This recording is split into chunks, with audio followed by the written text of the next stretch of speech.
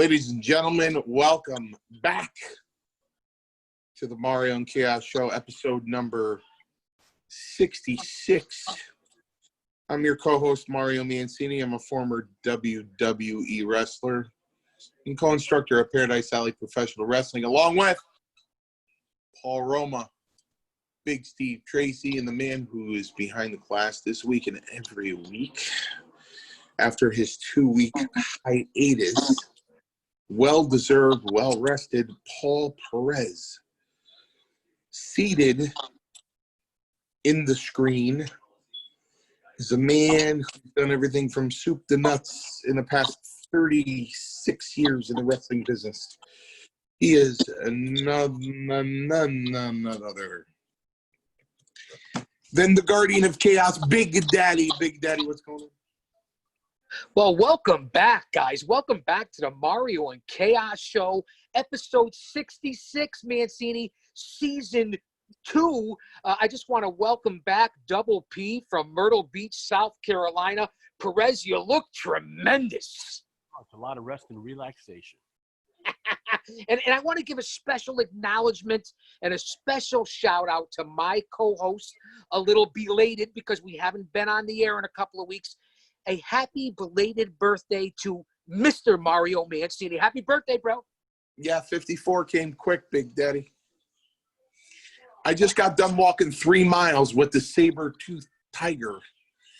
The saber-toothed at the high school in the rain. My brother there, Kevin Saban, if you will.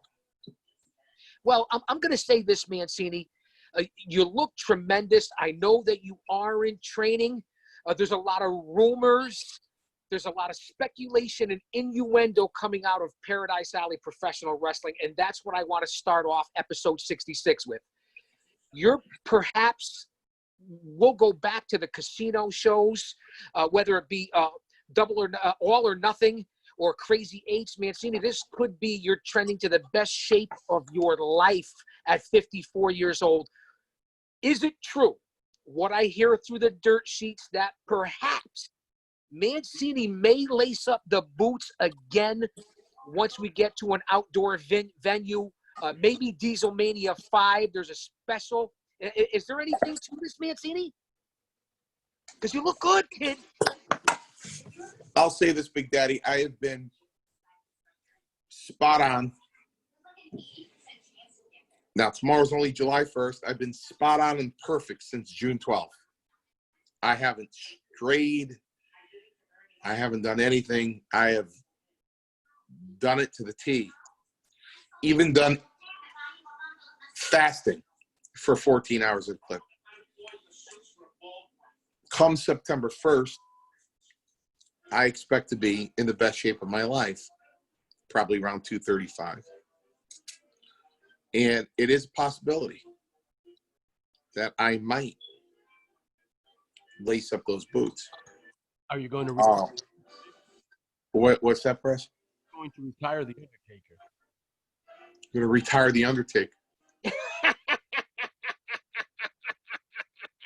That's something that we're going to get onto, Mr. Perez. And it's good to see that you're not wearing that damn lucha mask, Perez. Since we have gone on to a YouTube and we are not on just audio anymore, we are on video, Perez has taken off the traditional lucha mask and actually revealed his identity. Mancini, I want to congratulate you on that. And I did hear that through the Paradise Alley training facility that you could possibly be training. So that's good work. I would like to give a shout out to recovering Sergeant Murray, who I don't know if you want to call it a heart attack, an arrhythmia, but he ended up getting a cardiac event. He ended up getting a for the lack of a better term, a pacemaker put in. And I feel horrible because he's calling me and saying, I got one more in me. I got one more in me. And he's got no more in him. That's the business, though. That's the passion. That's what brings people to professional wrestling. And the hardest thing to do is to walk away and retire when it's not on your own terms. Sergeant Murray, well wishes out to Sarge. He's a strong man. He's a tough man. I believe he will recover from it. I've been talking to him. He wanted to come on the podcast, but we're letting him chill. I don't know. Again, I won't go against medical advice. I believe the Sarge will get back into shape, and he will be back. Maybe not in the ring, but our well wishes to Sarge. And it's tough, Mancini, to walk away from the business when it's not on your own terms. Listen, Sergeant Ralph Murray has the biggest heart of anybody in Paradise Alley. When I was stuck in dire need, he was there for me in a matter of minutes. He's an outstanding human being. He's a good friend. He's my brother. He'll be my brother for life. My heart breaks for him because I know that passion. I also know the tears privately in the room with the door shut, in the dark, knowing that you can't do it anymore. You just can't do it anymore. And as much as I can get down to 195 pounds. It doesn't matter. I'm 54 years old. I'll never do it like I did in 1990 when I was 24. So, or 1984 when I was 18. So, my heart bleeds for him. It really does, because I know that frustration, and I know he thinks he's got one more in him, but he's a good human being, and I don't want to see anything happen to him. Listen, professional wrestling is one of the most strenuous, one of the most dangerous. When I used to do interviews in the 80s, a couple of times a question came up with, how do you feel when you get into that ring? I go, I feel temporarily insane. And they go, really? Do you feel temporarily insane? I go, yeah, because you have to be a little bit insane to want to do this. You gotta have, you have to be, you know what I mean? You have to be a little crazy to want to do this. And I've had critics say, well, people that do this, you, me, Perez, Roma, Paradise, talking Steve Tracy, Richard Holiday, anybody who's ever entered the ring, a football field, a hockey rink, a rugby field, a boxing ring, an MMA ring, has the characteristic of liking to be physically abused. That was one non-expert said that to me one time, and it is plainly for the love of professional wrestling. I was talking to the guys last night at school, and I was talking to Al Savage. I was talking to Al. Former WWF grappler, Butchie Savage. Butchie Savage. Okay. So I was talking to him, and I said, if you're going to walk through these doors as a kid and you want to be a professional wrestler, the approach isn't, this is something I want to try. I just want to see if I can do this. You walk back out the door. You got to walk into the door saying, this is what I want, and this is what all I want. There's one thing I could say about Holiday. The reason why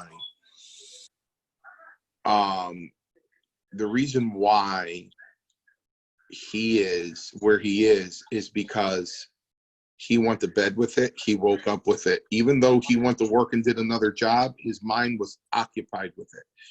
He drank it. He ate it. He slept it. He did everything he needed to do about professional wrestling. And Holiday is a throwback from us, from the 80s. And that's why, Mario, he is the current Caribbean heavyweight champion, and he will be facing Savio Vega at some point down at the legendary Roberto Clemente Stadium in Puerto Rico. So you hit spot on for MLW, Mancini.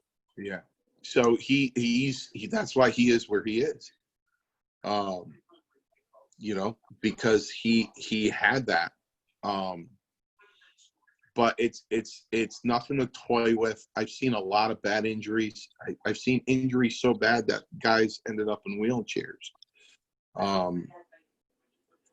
And Perez has seen a lot of things. You've seen a lot of things. And, you know, I'd like to think that, you know, I could put Ralph in the ring and have a guy hit the rope and he clothesline him and he cover him. But I don't even want to do that. So, you know, it's there's so many aspects of it. There's so many feelings involved when it comes to Ralph. As a friend, as a brother, you want to hug him and say, hey, man, I'll put on a mask and I'll wrestle you, you know, and I'll make sure you're safe, you know. But, you know, that can't happen. On a business end, that's a tremendous liability I can't take.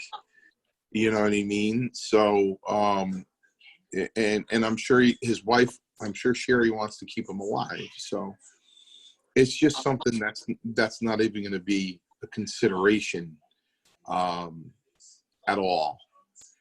However, I want him to be a huge part of the company. Well, he is the current director of operations for Paradise Alley Pro Wrestling. Right. So I want him to be a huge part of the company and be involved as much as he could. You know, as I told him, you know, there's nothing's preventing him from managing somebody and you know, grabbing an ankle when somebody hits the rope. I mean, but getting in there and lacing boots and hearing that ring bell, I'm not going to be the guy that the bell rings the last time for him. And nobody's going to stand there at his funeral going, Ralph died doing what he loves. You know what I mean? It's just not going to happen. Well, Mario, I'm going to say that to say this about Sergeant Murray. First off, I couldn't agree with you more. You are spot on as the owner of Paradise Alley Professional Wrestling and someone who spent damn near a decade for working for Vincent Kennedy McMahon. Sergeant Murray is a salt of the earth human being. He is former military and defended this country. He currently works behind the walls. He is no one to be trifled with. But with that being said, Mario, and you know, we'll move off on this.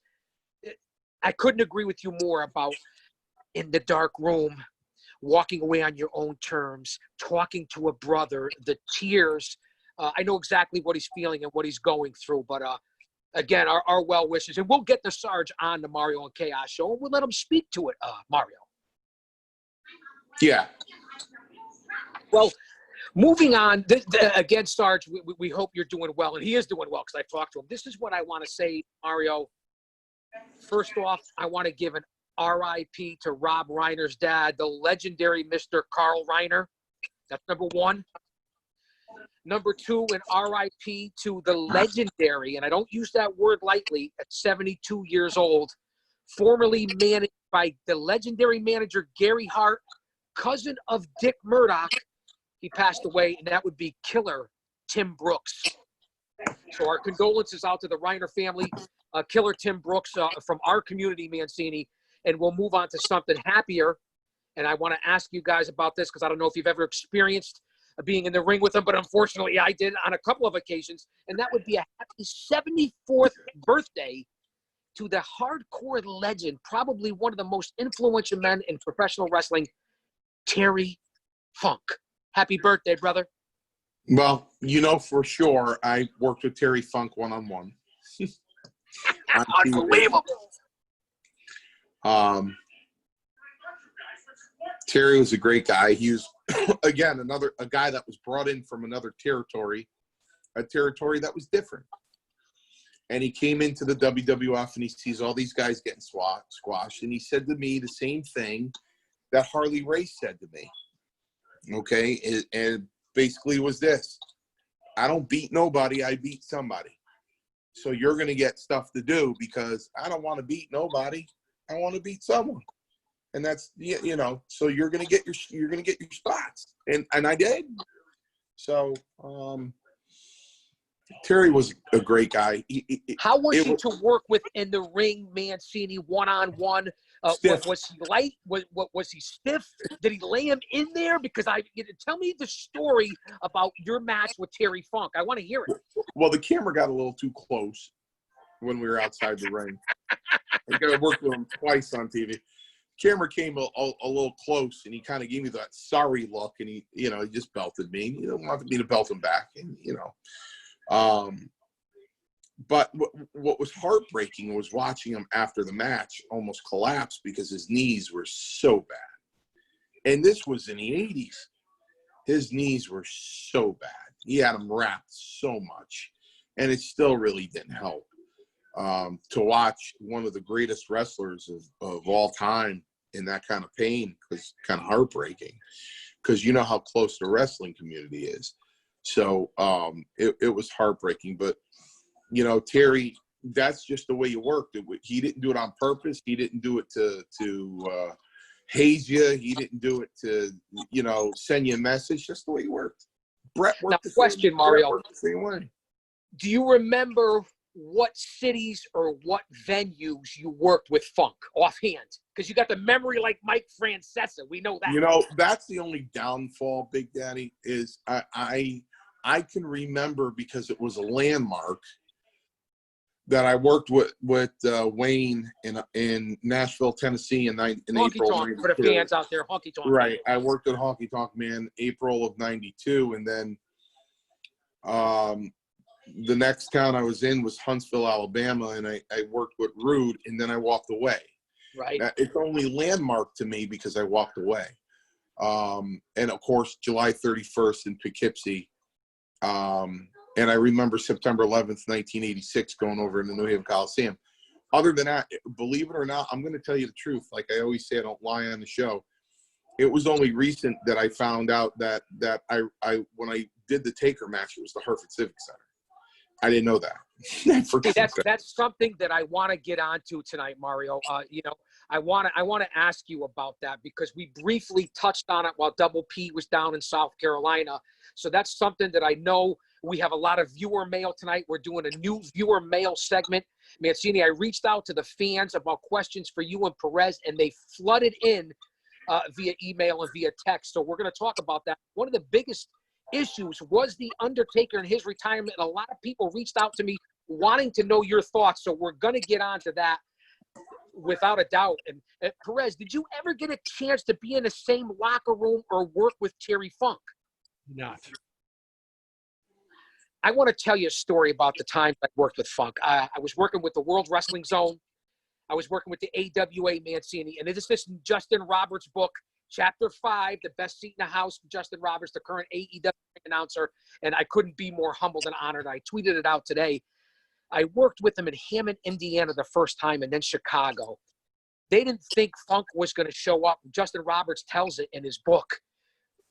Now, so they call me out, Chaos, get out there, Big Daddy, get out there, and stumble, do something for the crowd until Funk shows up. So I get out there, Mancini. I was almost nervous and apprehensive to cut a promo on the legendary Terry Funk. So I stood in the ring, cut the promo of my life, calling him a yellow egg-sucking dog, going back to the Dusty Rhodes era, the whole 9 yards.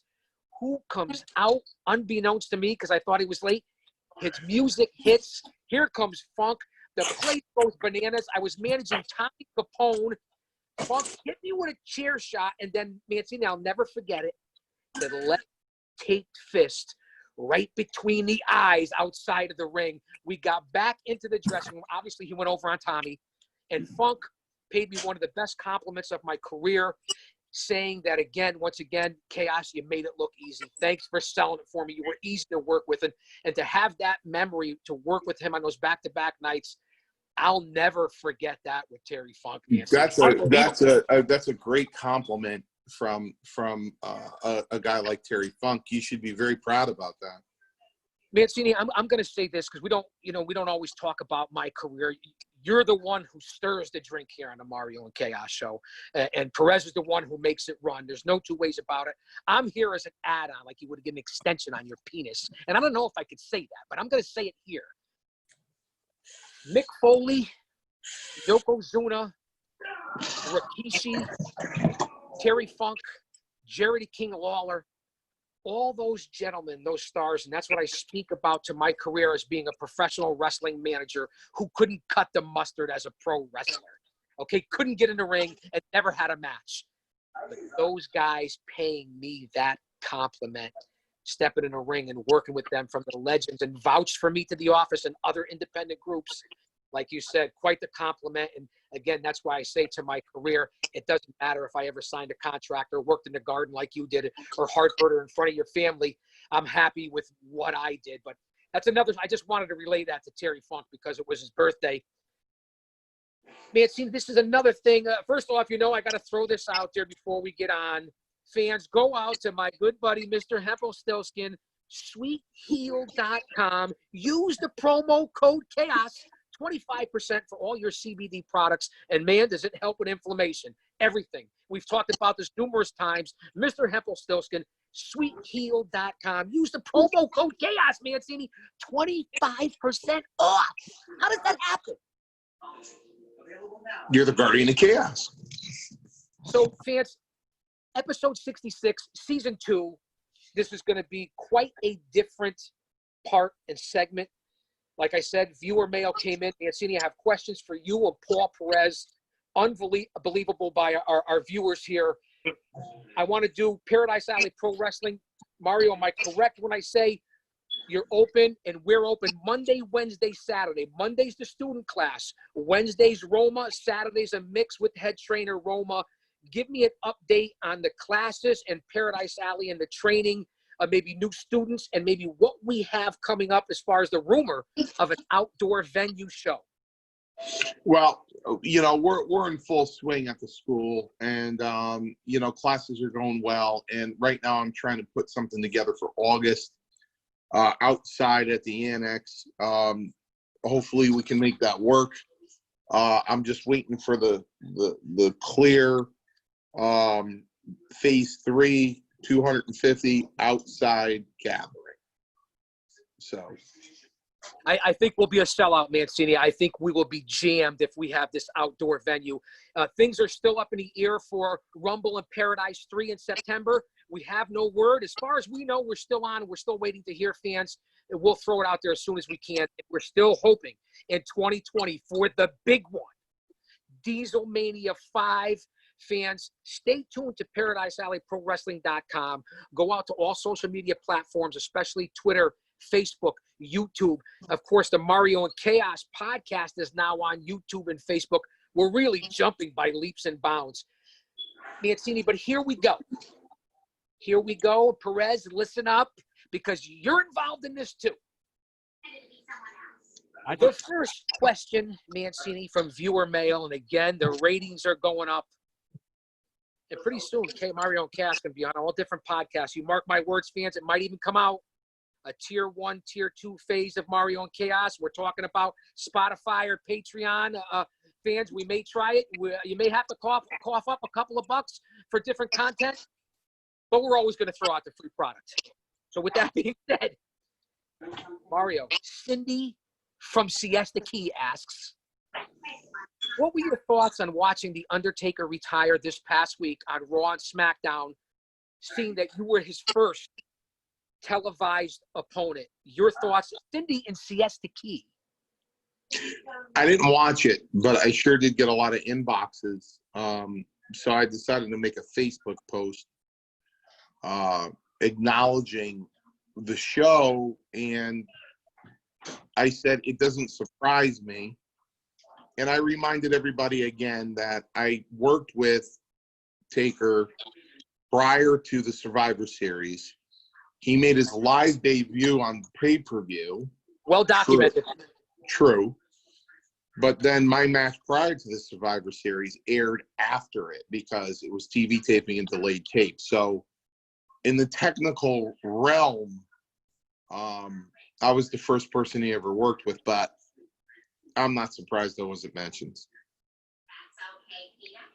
Your thoughts, Mario, were, and Cindy asked this question. Again, Siesta Key, if you've ever been there, Mancini. She's a big fan. She's been following us since season 1. She asked, did you have any sort of emotional connection putting that out on there on social media and seeing Taker retire, although he signed a lifetime contract? Any emotional attachment? No, I just basically put it up there to in case there's other people are going to go, hey, did you know? It's already up there. I did know, and they can read it and get the info from it, you know? All right. Excellent answer, Mario. And again, kudos to you again to be recognized. I know you underplay it, but that's quite the accomplishment. This comes from Sugar Shane Falco in Pennsylvania, who is the co-host of the Steel Cage Lounge on Squawker. And he asks, who made you most nervous in the ring, and who was the easiest to work with? A second part, a two-part question from Sugar Shane Falco in Pennsylvania. Most nervous in the ring with, and who was the easiest to work with, Nancy? Believe it or not, the most nervous that I've ever been, scared.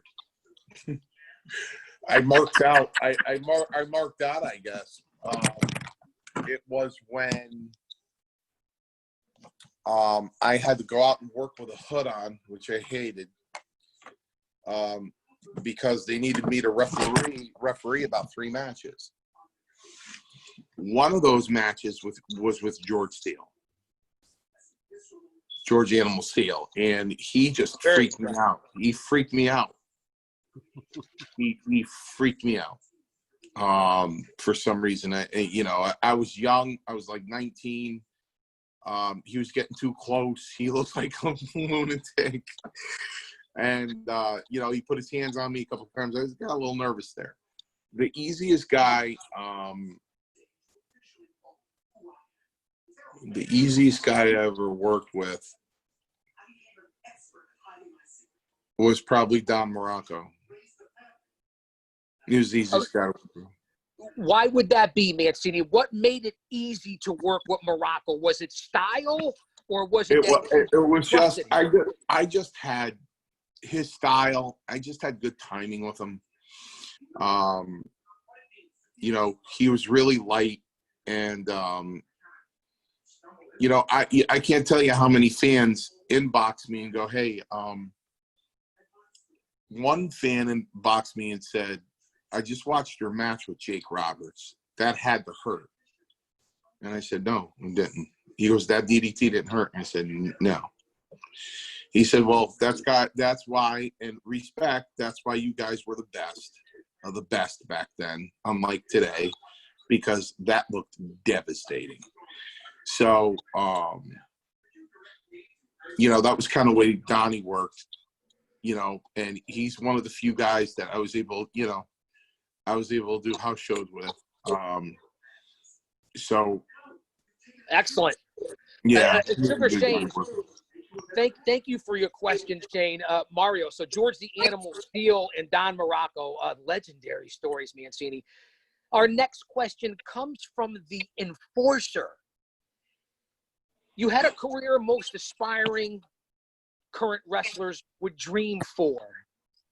So if you could go back and change one thing about your time in the World Wrestling Federation, what would it be? And that comes from the Enforcer right here in Connecticut. I said it a million times. I'll say it again. I would have trained my body in another gym where the ring wasn't. Because no matter how many times I'd pick up the weights, I'd drop them and I'd go into the ring. And I think, although by 1990, If you watch my match with Playboy Buddy Rhodes or Taker, I finally got in shape. But I could have got there a lot sooner and probably been a lot bigger if I trained at a different gym than where the ring was, because for the lack of a better term, the ring was like a binky. Yeah, I couldn't stay away from the binky.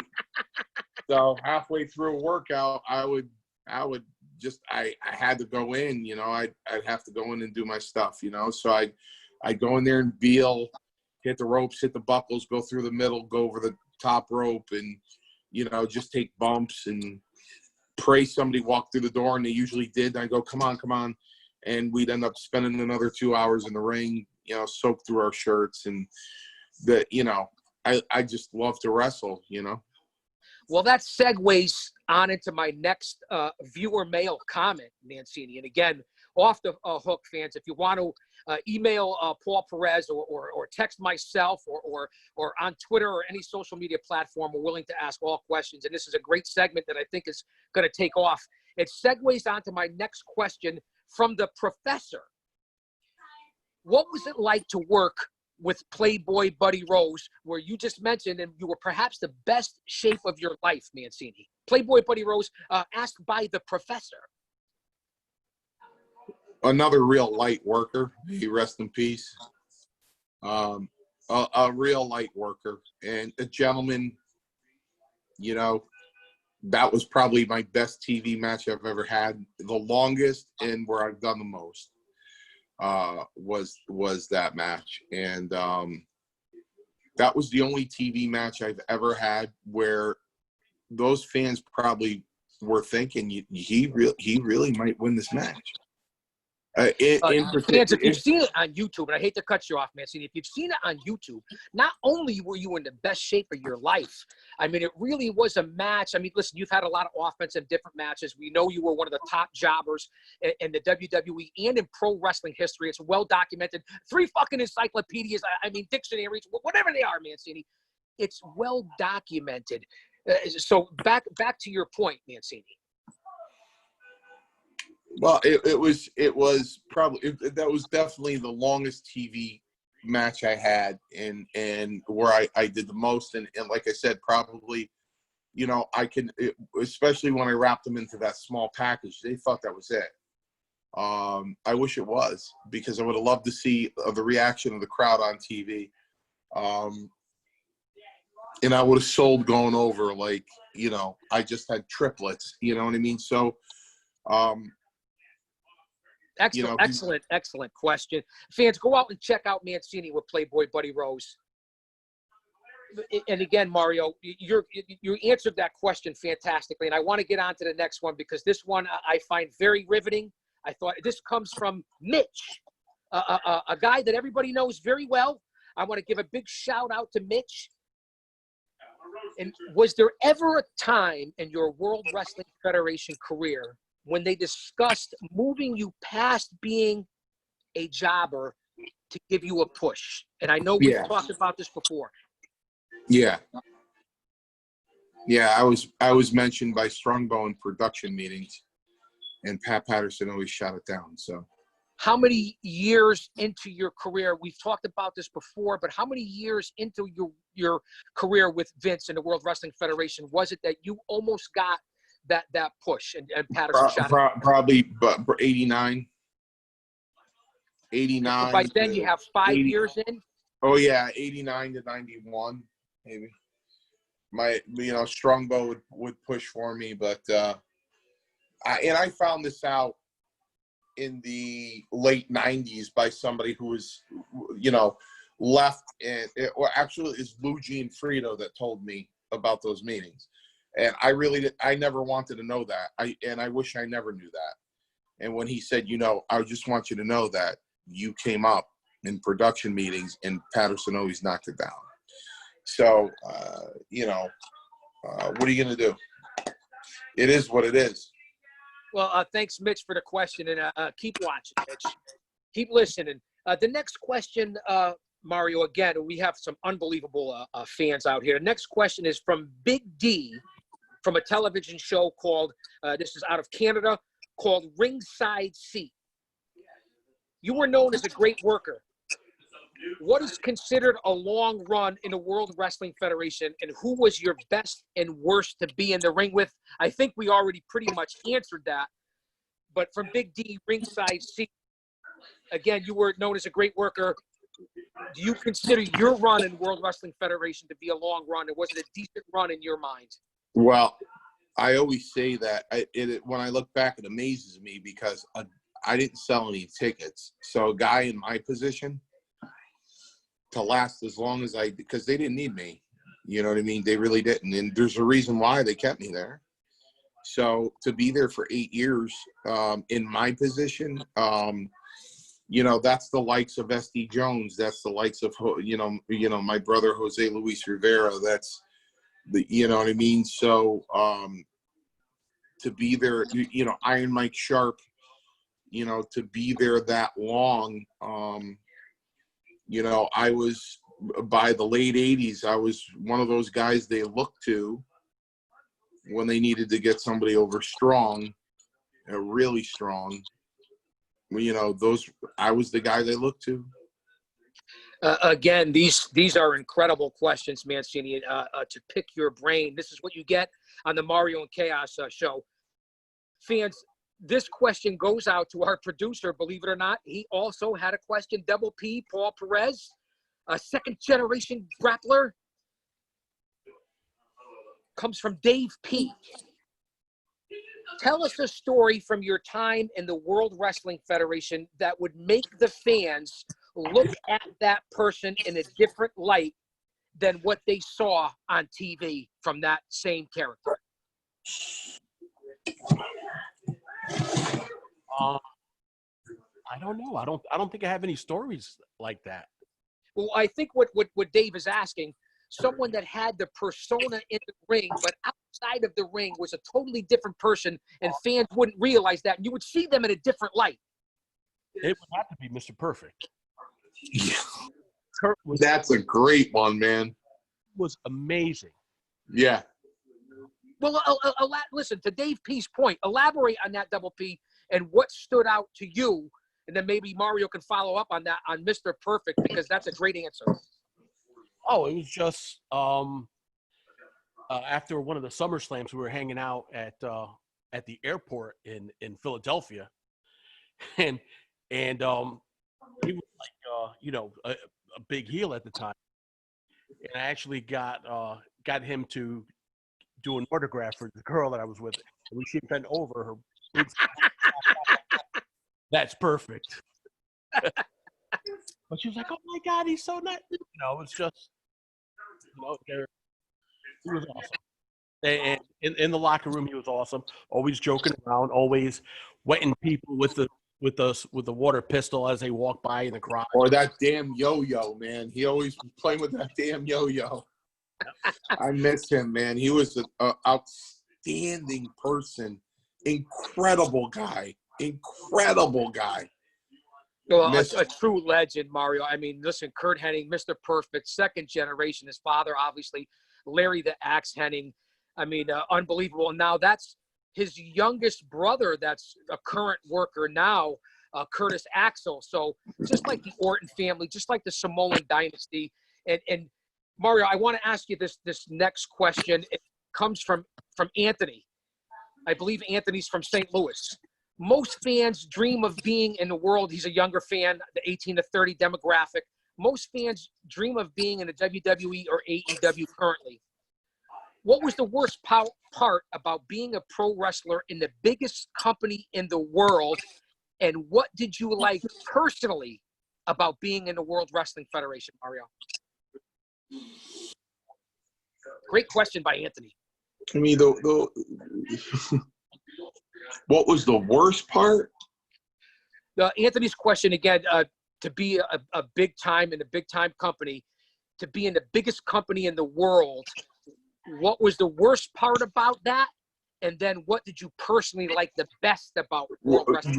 The worst part about that was when you finally took a close look around, you realized that, you know, the people walking around, with a few certain exceptions, we're bloodborne. So, and you're not. So that's against you. A guy like me, I'm not a freak. I'm not, you know, as that documentary said about me, which that man was kind enough to make, you know, if I get off the plane in an airport, nobody's going to double take and go, holy shit, who's that? And that's a freak, you know, that's somebody that, you know, unless you're and have your pants down. Yeah, well, I did that. Wasn't that in Albany or Buffalo, Mancini? Buffalo. I did that in the Buffalo airport. I dropped my pants and walked through the airport. You know, and I wasn't gay. And the part that sucked is being a better wrestler than some of the guys that were going over, but they did, you know, they did things that were, in my opinion, immoral. Now let me explain that. If you're in a same-sex relationship, consensual, by choice, then God bless you and live a very happy life. But when you're doing it to get a position, you know what I mean? That sucked. The best part about it, no doubt about it, 1,000% was the camaraderie. Sometimes the wrestling got in the way of the dressing room. I had such a good time in the dressing room. When it was my time to go out there and work, I'd say, don't hold that thought. I'll be right back. And, you know, and I wrestled in the ring. I couldn't wait to get back to the dressing room. So, you know, it was obviously the camaraderie and the laughs we had in there. And, you know, with the Junkyard Dog and Butch Reed and Tony Atlas and Kurt Hennig and Morocco and, you know, all these guys ribbing around and wondering who Fuji's going to fuck up next. And, you know, well, Anthony, I hope that answered your question. Mario, I don't think that question's ever been asked of you before. We have another question again, Mario, unbelievable response for questions for you and Double P. This comes from Molly right here in Connecticut. If you could, and she actually sent it to Mario and producer Paul Perez. So it's going to be a two-parter. We'll start with Mario and then go to Double P. And again, you got to remember, it's a current question. You got to remember, Molly asks, if you could get in the ring one more time, which current star would you want to be in the ring with? That could be WWE, AEW, MLW, or even Paradise Alley Pro Wrestling. Excellent question by Molly, one of our loyal listeners.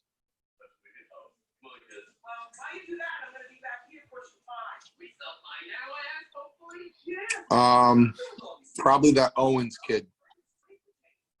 Now you're talking about KO, the WWE superstar Kevin Owens. Yeah, What about him, Mancini? He reminds me of an old school guy back in the 80s, a guy I would work with. All right, fans, I'm throwing it out there right now. And if Vince McMahon is listening, and I know that you are, Vince, the challenge has been laid down. Mario Mancini will be in the best shape of his life, and he is throwing it out there that he wants to get in the ring with Kevin Owens. I'm saying it. Perez, your thoughts on it could be any group, MLW, WWE, AEW, or Paradise Alley. If you had the chance, who would it be? I think I would have to say the Revival, Dash and Dawson, because they are like old school tag team wrestler. What an amazing answer. The current AEW tag team who came from the WWE, an old school tag team, and they just had an unbelievable bout in AEW. Now, who would be your partner, Perez? Obviously, do I have to ask? My same partner against the Nasty Boys. All right, fans. That would be me. I was your partner against the Nasty Boys, Perez. That would be me. Okay, I'm throwing it out there again to Tony Khan and AEW. And listen up. The former tag team of Paul Perez and Mario Mancini are issuing the challenge to FTR anytime, whether it be AEW or AEW Dark. We have issued the challenges. Mancini to WWE star Kevin Owens, and the old school tag team of Double P, Paul Perez, and Mario Mancini to FTR and AEW. Fans, this is breaking news on Mario and Chaos. I admire them. They work just like the Brain Busters. Oh, They're awesome, dude. Now great. that's who Perez. That's an excellent comparison. It really is. Mancini, this is the final question on this segment, and this comes from, and I think this is a shot at me, Mancini. I Go really ahead. do, because I don't like the name. This person claims to be from Las Vegas, Nevada. I think it's a bunch of shit. I think it's fake news. His name is Big Sloppy, the guardian of nachos. What is that, Mancini? Is somebody trying to throw me a shot here? I think he is Big Daddy. He's a lover of nachos. What Big Sloppy wants to know from Las Vegas, and I'll come out there. I've been out there before. What he wants to know, and this is a two-parter for Perez and Mario Mancini, and it happens to be a current topic, but we're not going to talk about it. And Big, he's got to be a local guy for Big Sloppy to be asking this question. Your Mount Rushmore in either the pro wrestling industry from your career or a Mount Rushmore in Paradise Alley pro wrestling short history. Either or both, and that's to you, Mario, and to you, Double P. Mount Rushmore. Pretty apropos in this day and age. Oh, my Mount Rushmore. It would have to be Pedro for everything he did back in the day. Dusty. Bruiser Brody. Bruiser Brody was way ahead of his time. And let's see who else I would have to put up there. Dusty, Pedro, Bruno. No, Bruiser Brody. That's right. Dusty, Pedro, Bruiser Brody, and Ric Flair. So fans, that's who you hear, the Mount Rushmore for Double P Paul Perez. I'm going to run it down again. Dusty Rhodes, Bruiser Brody, Ric Flair, and the fourth one was again, Perez? Pedro. How could I forget the Latin sensation, Pedro Morales? That's an impressive Mount Rushmore. Perez, do you have a Mount Rushmore in the short history, the last 5 or 6 years of Paradise Alley Pro Wrestling? You mean other than the Paradise 4? Well, the Paradise 4 is already on the Mount Rushmore of Paradise Alley. That's well documented. The Paradise Alley 4, or what you could see in the future along with current stars. Give it a shot, Perez, because then I'm coming to Mancini. Mancini, you're not getting off the hook. Okay, for sure. You know what Holiday had to be there. Bingo. Wow. Nutrius X. Excellent call. Great technician. Great heel. It could be a tag team, too. Matthias, another excellent call. And Collusion actually started getting better toward the end, right before the COVID thing. They really started coming into their own. Those are 4 excellent choices from Paradise Alley. Now, fans, don't get offended. Don't get your feelings hurt. This is all conjecture, rumor, opinion, speculation, and innuendo. But let's run it down again, Perez. Collusion, Richard Holiday, Matthias DiNapoli, and Nutrius X as your Mount Rushmore for Paradise Alley. Unbelievable choices. I thought when Matthias and Nutrius got together as a tag team, they were going somewhere until Matthias had his injury. How about when they kidnapped Zane Bernardo and threw him in the trunk of the car? That was pretty impressive. Wasn't that great? Great heel work? Well, listen, Roma has the most unbelievable psychology in the independent professional wrestling world. Mancini, I'm coming to you, and we're going to start off with your opinion of the Paradise Mount Rushmore, and not the Paradise 4, because we already said that. Give it up. Now, this is just opinion, Mancini. It could be tag teams. It could be the future. It could be right now. 4 faces of Flash Waller. 4 faces of Flash Waller? Absolutely. Okay, so here's Mancini's Mount Rushmore for Paradise Alley. Flash Waller, Dustin Flash Waller, Flash, and Dustin Flash Waller. 4 faces of Flash. The faces of Flash. Roma, I hope you're listening. And now, speaking of Roma, before we get onto your Mount Rushmore of the WWE or WWF, even from your era, how is Paul Roma's new show going with Avi, and have you listened to it? It's on Wednesday nights from 7 to 8 o'clock. Unbelievable on Twitch and on Facebook Live, Mancini. Paul Roma will premiere July 8th. It didn't premiere yet?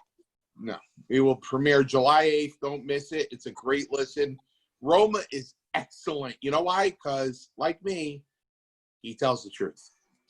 Here I was telling people that it was already out there. Listen, I am a fountain of misinformation. Bully Ray said it to me at least on a couple of occasions from Busted Open Radio. Give the Guardian of Chaos 5 spots and he'll fuck up 4 of them. And that proves it right there. I want to ask you guys this, seeing that we are coming up by the time our producer puts this up. He's an unbelievable worker. Paul, producer, fans, hire him. Happy 4th of July weekend. I want everyone to stay safe out there for the 4th of July weekend. Guys, what are your plans? And fans, also, before we get on to this question and start wrapping this up, episode 66, season 2, don't forget to listen to Chaos Corner every Thursday night on the worldwide Dino Costa show. Mancini, Perez, happy 4th of July. And what are your plans for the 4th? Happy 4th of July. I'm sleeping. Well, fans, I can't thank you enough. From Paul Perez to Mario Mancini, and then I'm going to hand it over to the boss, Mancini.